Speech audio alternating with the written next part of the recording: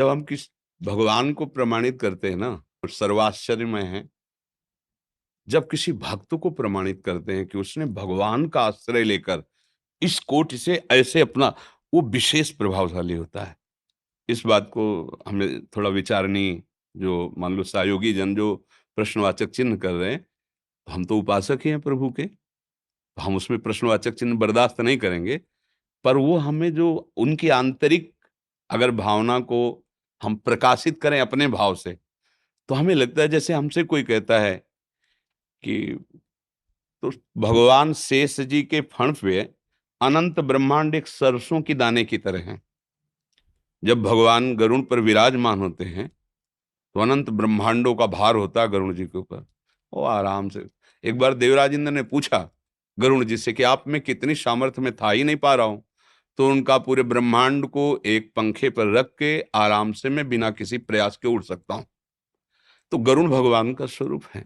अब हमारे जैसा कोई माता पिता से प्रकट होकर हमारे जैसे विषय क्षेत्र में विचरण करने वाला, भगवान का आश्रय लेकर, नीति का आश्रय लेकर, शास्त्र सिद्धांतों का आश्रय लेकर इतनी ऊंचाई पे चढ़ा कि लोग कहने लगे ये तो हमारे भगवान हैं।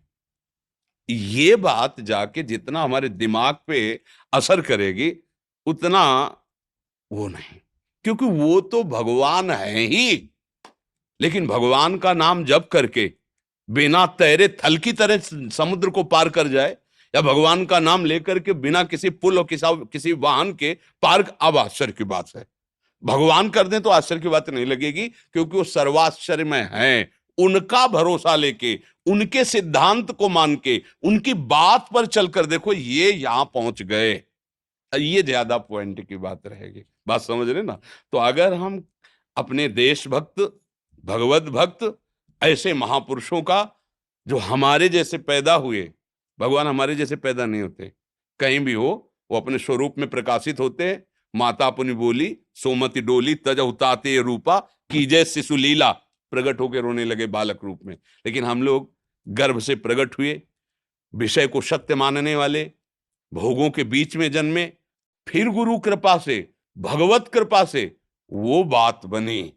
जब हम जिन सूत्रों को समझाना चाहते, जो भगवान ने कहा है, उन सूत्रों को जब इन्होंने जीवन में धारण किया, तो फिर मोरे मन प्रवश विश्वासा, राम ते अधिक राम कर दा, इसमें ज्यादा आकर्षण चित्त में, समझ रहे ना? तो हमको अपने उन सहयोगियों के विचार को भी पुष्ट करना चाहिए, क्योंकि वो हमारी जहां पहुंच, बुद्धि पहुंच रही, वो इससे ज्यादा पॉइंट हमें पुष्ट करते हैं। जब हम किसी भक्त का चरित्र पढ़ते तो मुझे जो उत्साह होता है, क्योंकि मुझे पता है मेरे भगवान सर्व सामर्थ्यशाली है। सरसों की दाने की तरह शेष भगवान के फण पे अनंत ब्रह्मांड हैं।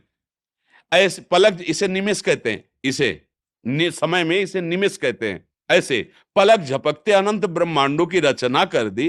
वो किसी के लिए घर बनवा दे तो बड़ी बात है क्या है? किसी के लिए सुदामापुरी कर दे, उनके लिए बड़ी।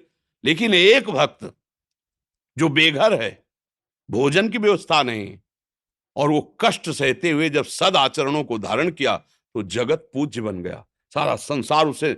अब बड़ी जोर की बात लगेगी, नहीं लगेगी समझ, कि भगवान के वचनों का पालन करने से, नीति का पालन करने से, वो एक साधारण मानो उसे भगवान कहने लगे सब। उसे भगवत भाव से, अरे ये तो साक्षात भगवान है, ये तो साक्षात भगवान की वाणी, अरे देखो भगवान का प्रभाव कैसा, ये दिखाई दिया। ये तो सिर्फ भगवान ही कर सकते हैं। जब किसी हम संत की महिमा देखते तो ये तो सिर्फ भगवान ही कर, तो कैसे उतरा? बोले पहले ऐसे थे, पर भगवान और नीति और सिद्धांतों का पालन किया, संयम नियम से चले, तो देखो ये महान, ये ज्यादा जोर की हमारे ऊपर प्रभाव डालने वाली बात होगी।